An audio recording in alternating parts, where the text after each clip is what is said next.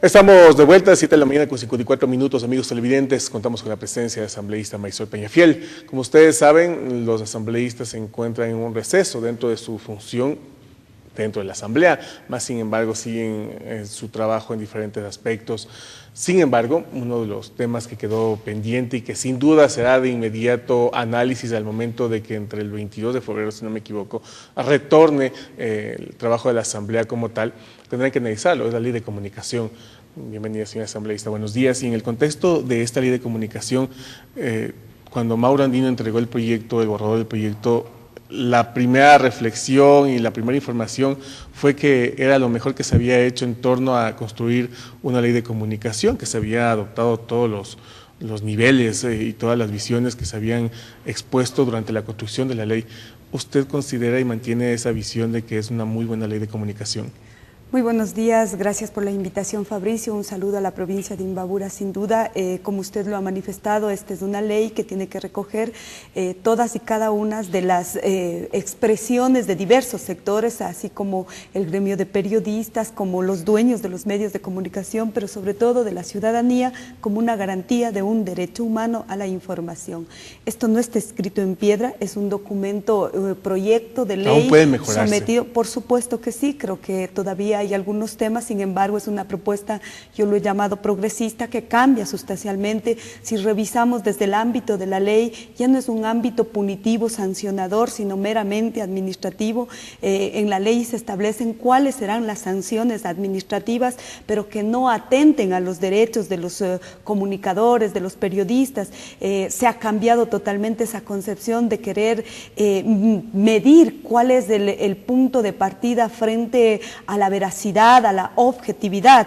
Ha habido un debate amplio, ahí mismo hemos sido partícipes de aquello. Ver la objetividad depende muchas veces del sujeto, cómo mire esa información, pero lo que no podemos atentar es el derecho de las personas frente a una información que tiene que ser sujeta a contrastación y que tiene que reflejar la realidad, porque la comunicación no solo es eso de vender información, la comunicación ha globalizado inclusive la cultura, ha habido desanclajes y culturales también, porque nos ayuda a ver esos procesos sociales, culturales, políticos, es decir, la cotidianidad de la vida.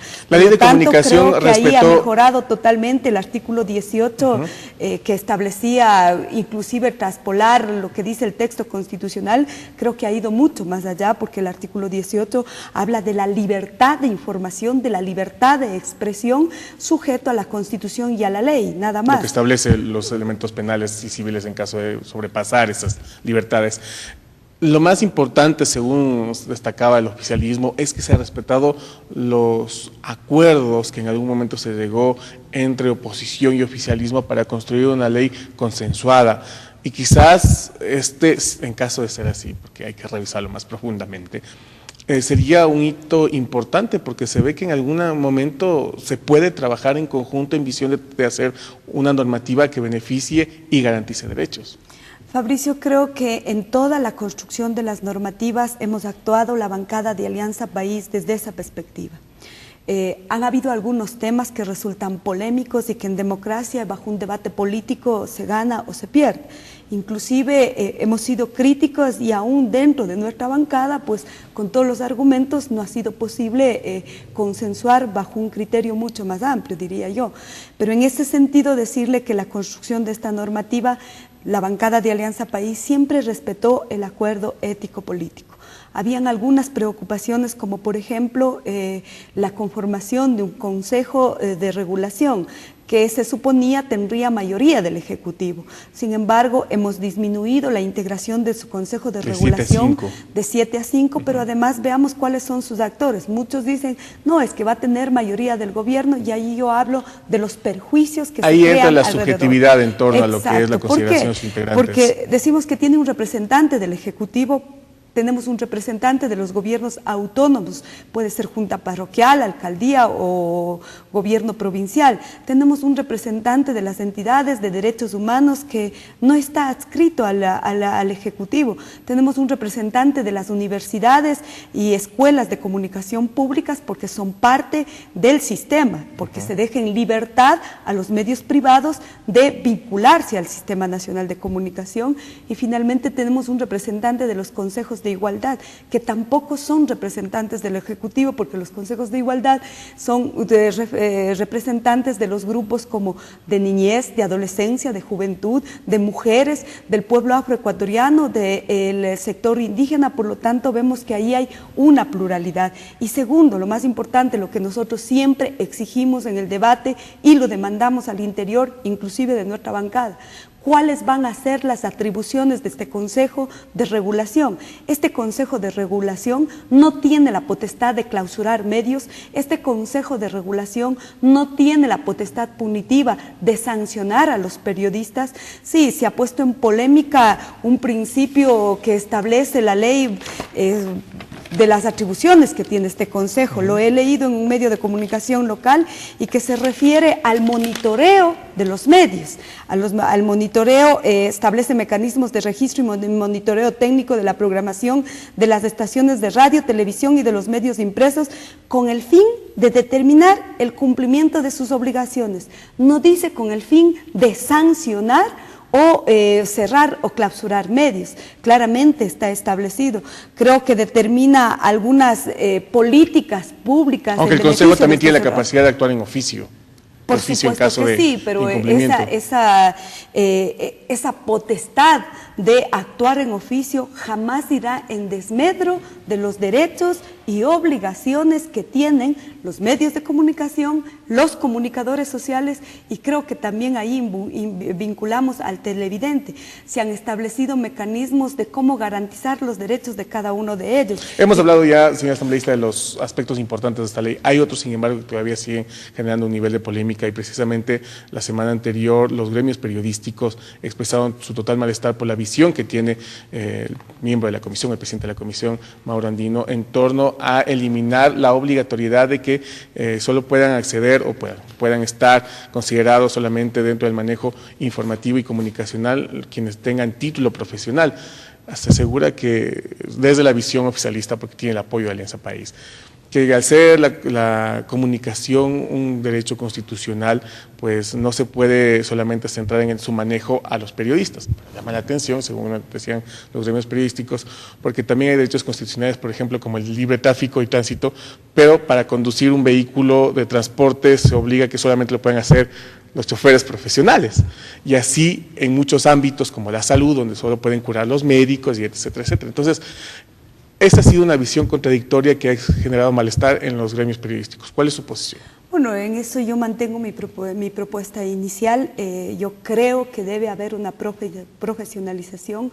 Creo que por lo menos en lo que tiene que ver consejos de editores, tienen que haber periodistas que tengan su título, para eso se preparan. Creo que en el tema de noticieros igualmente tienen que haber periodistas. En otros espacios puede haber esa libertad. Ese criterio no tuvo el apoyo de ningún sector, y se ha recogido lo que señala la relatoría sobre la libertad de expresión. Son ellos los que dicen que al exigir la titulación se vulnera los derechos de los ciudadanos. Hay la declaración de Chapultepec, que también es una aberración a la labor periodística realmente. Entonces, nosotros seguimos, creo que a lo que le manifesté, esto no esté inscrito en piedra, creo que este va a ser un punto de discusión con los otros sectores, con las otras bancadas. Ojalá esto nos permita tener una flexibilidad en cuanto a mejorar este artículo, esta redacción. Creo que hay que exigir el título de periodistas, por lo menos en ciertos niveles de manejo informativo. Sí. Eso no quiere decir que estamos en contra de aquellos que realizan una función que como opinión que no debe estar enmarcado netamente en el tema profesional de ejemplo, el tema de opinión, pero mi preocupación va, por ejemplo, ¿quiénes integran los consejos de editores de los medios de comunicación? Suelen ser los dueños de los medios de comunicación que muchas veces no tienen la formación ni la carrera periodística, pese a que ahora esta ley de comunicación dice que lo que escriban los periodistas no puede ser cambiado o vulnerado y que atente a su derecho. Lo dice claramente esta propuesta de ley cuando se refiere a los derechos de los comunicadores, cuando se refiere a la cláusula de conciencia, a la reserva de la fuente, a mantener el secreto profesional y sobre todo a que lo que él escribe sea respetado. Finalmente, otro tema importante que se integró en esta ley es, y ahí vienen las contradicciones en torno al manejo conceptual político dentro de la Asamblea. Resulta que el gobierno expresa un veto al Código de Democracia donde señala que está prohibido cualquier tipo de manejo comunicacional que tienda a influir, direccionar la promoción de tal o cual candidato. Y en la ley, la bancada oficialista, en cambio, cambia esa situación y lo pone muy clarito en el tema de que no se podrá eliminar el derecho de los miembros políticos. Básicamente, lo estoy diciendo muy generalmente, como dice el artículo es más específico, pero en definitiva lo que señala es que se les puede dar a los candidatos de espacio a los medios de comunicación bajo cualquier criterio. ¿Por qué durante el veto no se tuvo la misma posición que en cambio se construye en la ley? Bueno, creo que algunos tendrán que responder en forma personal. Yo me ratifico en mi voto y en el informe de la Comisión de Justicia y Estructura del Estado. Creo que el veto en referente a ese tema en su redacción era muy ambiguo, nada concreto, no especificaba nada. Era mejor que el árbitro, que en este caso es el Consejo Nacional Electoral, intervenga lo menos posible en su reglamento, pero aspiro que a miras y puertas de las elecciones esta ley ya esté aprobado y por eso nos ratificamos en la propuesta en el Código de la Democracia para ponerla en la ley expresamente. ¿Van a alcanzarlo? Porque realmente si no se da el tema de aprobar de manera inmediata la ley, entrará en vigencia el veto y ahí sí... Bueno, el veto ha entrado en vigencia. Está en vigencia la el ley sábado. Está en el veto está en vigencia, pero eso no obsta que los principios rectores con lo que tiene que ver a comunicación estén regulados en la ley. Puede ser considerada la ley por más que se lo apruebe posteriormente a lo que está en vigencia el veto. El reglamento jamás podrá estar por encima de la ley. Por lo tanto, cuando nosotros nos referimos que un bien jurídico debe estar claramente establecido en un artículo, en la propuesta del veto no lo dice con Pero hay asambleístas con doble discurso entonces. La propuesta inicial del presidente de la República es loable, es decir, cómo todos estamos en igualdad de condiciones. Lamentablemente el artículo en su redacción no precisa aquello. Por eso lo planteamos en la ley de comunicación claramente establecida cuáles serán las obligaciones de los medios audiovisuales y cuál será el acceso a los medios de comunicación de los candidatos y candidatas de elección popular. Y claramente lo determina, durante la campaña electoral los medios de comunicación propendrán a que los candidatos y candidatas de todos los movimientos y partidos políticos participen en igualdad de condiciones en los debates, en las entrevistas y programas de opinión que realicen con la finalidad de dar a conocer a la ciudadanía los perfiles políticos, los programas, las propuestas para alcanzar los cargos de elección popular. Totalmente diferente a la visión del presidente de la República con el veto. No es yo insisto, la redacción no es la concreta y adecuada. En derecho la ley manda, prohíbe y permite. No podía quedar una ambigüedad, porque ahí no se establece quién es el que va a determinar qué es lo que se permite y cuál no. Es un perfil que induce a beneficiar a un candidato o a cierto candidato, dice la propuesta del veto presidencial. Sin embargo, de aquello creo que a través del reglamento se la puede establecer cuál ha de ser el mecanismo y el procedimiento bajo el cual se va a sancionar. Pero insisto, para nosotros era fundamental que el árbitro intervenga lo menos posible, porque ya algunos ya lo dijeron, es que claro, están preparando un fraude electoral porque un consejo regirá y obrará a la medida de lo que quiere. ¿Y por qué llama la atención? Porque lo que pasó ayer en La Concordia, por ejemplo, al Consejo Nacional Electoral no se le ocurrió el tema de normar la labor de cobertura de los medios de comunicación, y cuando fueron a cubrir las elecciones tratando de ingresar a recintos, tuvieron las trabas inimaginables. Y hoy el presidente del Consejo dice, sí, se nos pasó esa situación. Bueno, esperemos Ojalá que no se siga pasando en las próximas elecciones. Sí, yo creo que hay que ser críticos y cuestionadores cuando las cosas no se las actúa de acuerdo a lo que dice la ley. Y cuando se actúa al margen de la ley, hay que ser mucho más críticos y sobre todo nosotros, quienes estamos en el ejercicio del poder, el movimiento Alianza País, y así hemos actuado. Yo quiero rechazar lo que usted manifestaba, que hay un doble discurso.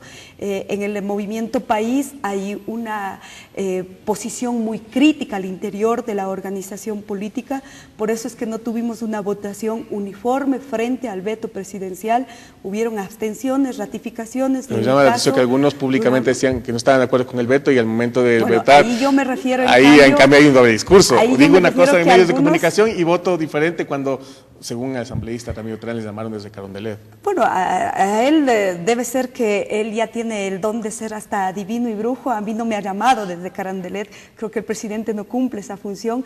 Tenemos un nivel de debate muy crítico, creo que hemos mejorado el nivel de debate político al interior de la organización, que es necesaria. Producto de esto es esta ley de comunicación que habla de mucho más consensos, pero sobre todo apegados a lo que dice la ley, y eso no significa recibir la orden de Carondelet. Nuestro colegislador es el presidente de la República, él tiene una función, pero somos parte de un mismo proyecto político, con nuestras diferencias que significan tener un solo objetivo: cumplir con los programas de esta revolución ciudadana. Agradecemos la presencia asambleísta Maysol Peñafiel. Amigos televidentes, en esta mañana una corta pausa y estaremos ya con la información de la comunidad.